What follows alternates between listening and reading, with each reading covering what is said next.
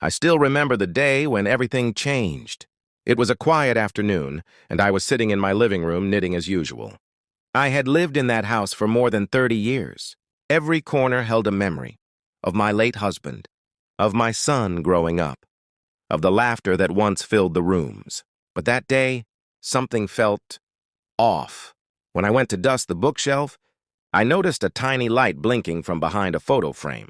At first, I thought it was just a reflection, but when I looked closer, my hands began to shake. It was a camera, a small hidden one. My heart raced. Who would put this here, and why? I searched the house, and to my horror, I found 3 more cameras, one near my bedroom, another in the kitchen, and one pointing at the safe where I kept all my important papers. I felt sick. Someone had been watching me. I didn't want to believe it, but deep down I had a terrible feeling. My own son, Mark, had been visiting often lately, always asking questions about my property, the house papers, the savings his father left behind. He said he wanted to help me manage things, but something in his eyes had changed. When I confronted him, he didn't deny it. He looked angry instead of ashamed.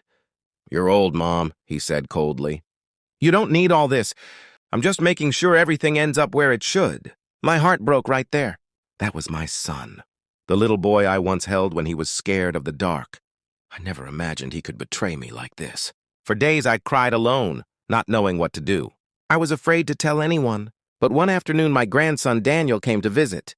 He immediately noticed something was wrong. I tried to hide it, but he insisted, and I finally told him everything.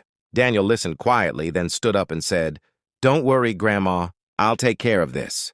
That evening, he brought his laptop and began checking all the devices in the house. Within minutes, he found out that the cameras were connected to my son's phone.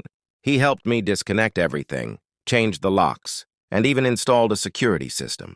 The next morning, Mark came by again, but this time Daniel was waiting.